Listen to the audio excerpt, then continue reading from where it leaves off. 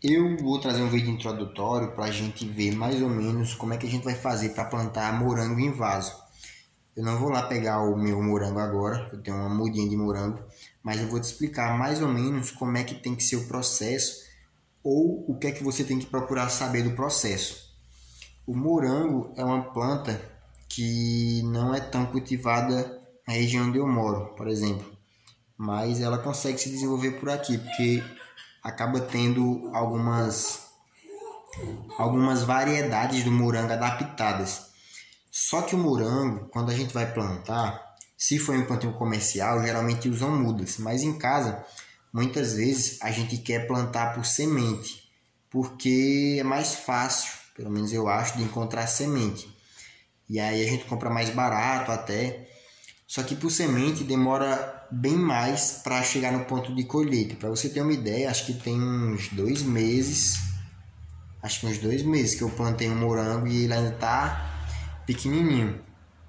Mas aí entram outros dois detalhes. O que determina muitas vezes o crescimento da planta, em porte, tipo em altura mesmo, é o quanto que ela vai conseguir se desenvolver ali por baixo, dentro do vaso, nas raízes. Eu não sei assim explicar muito bem porquê, inclusive é uma questão interessante para a gente procurar saber, mas quanto mais as raízes se espalham, mais nutrientes elas conseguem absorver e naturalmente mais sustentada a planta está, porque as raízes é uma estrutura, é uma coisa dita como de sustentação. Então ela não serve só para absorver nutriente, ela serve para manter a planta em pezinho ali. Então talvez tenha alguma coisa fisiológica na planta que faça esse balanceamento aí de, poxa, a raiz cresceu tanto, então não posso crescer mais que isso aqui no tronco. Pode ser que tenha algo nesse sentido. Então, quanto ao morango, é bacana a gente ter um vaso grande. Eu diria que um vaso aí de pelo menos 20 por 20 por 20. Então, digamos que você vai plantar semente, você pega esse vaso, bota a mistura de terra, areia e, aliás, terra vegetal, areia e esterco ou humus de minhoca na proporção de 1 para 1. Você coloca uma parte de cada. E aí você planta a sementinha lá e mantém sempre a umidade até ela germinar. É importante também, na grande maioria das plantas, quando a gente não sabe bem de quanto sol ela gosta, é bacana que a gente deixe ela em um lugar que pegue sol menos quente, digamos assim. Então, um sol de um período menos intenso, como pela manhã ou de tardezinha. E aí, nesses períodos, a planta vai ter luz para fazer a fotossíntese dela, para gerar a energia dela, e não vai ter tanto calor ali judiando dela. Então, é bacana para o morango, inicialmente, se você não sabe bem como cuidar, você deixar em um lugar onde pegue sol pela manhã e de tardezinha.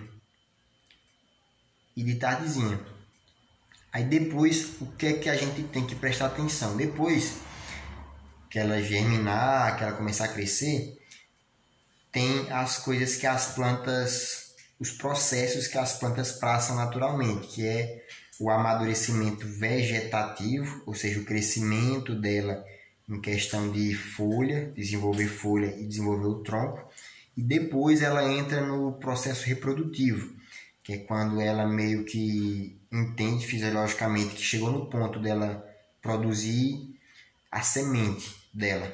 A ideia dela não é exatamente produzir o fruto, mas para produzir o fruto, aliás, para produzir a semente, ela produz o fruto também. Então, quando ela chega nesse ponto que ela entende que ela precisa produzir o fruto, ou melhor, a semente, ela começa a florir. E é da flor que vai surgir o fruto. Mas para vir o fruto, quando flore, precisa ter polinizador, que geralmente é abelha ou insetos desse tipo, que se alimentam do pólen e acabam ali polinizando a planta, que é pegando o grãozinho de pólen, que é meio que a parte masculina da planta, e colocando no ovário da planta, que fica ali na flor. Fica o grão de pólen e o ovário. Geralmente o ovário fica lá embaixo, geralmente já tem o formato do fruto. Depois eu vou falar mais detalhadamente sobre isso, mas só para você ter uma ideia mais ou menos assim. E aí você vai precisar desse polinizador para polinizar teu morangueiro para ele dar fruto. E nesse processo todo você vai precisar estar atento à adubação e ao controle de pragas. Ou seja, você vai precisar ficar olhando teu morangueiro todo dia para ver se ele está com a aparência normal, se ele não está com nenhuma folha extremamente amarelada, se ele não está com nenhuma mancha muito grande na folha, se ele não está murcho de uma forma estranha. Então tem que ficar observando isso. E sempre regando, deixando sempre a terra úmida. Quanto à adubação, quando a gente vai plantar em campo, em lugar aberto, tem as recomendações de cada estado dizendo exatamente quanto é que você coloca de adubo. Mas no vaso fica um pouco mais complicado da gente dizer assim exatamente, porque a gente não sabe quanto é que tem ali de nutriente já com aquela terra, com aquela areia, com aquele humus de minhoca que a gente colocou. Então a gente faz uma base. Eu faria uma base de colocar umas 200 gramas também. Aliás, umas 300 ou 400, já que o vaso é um pouco maior.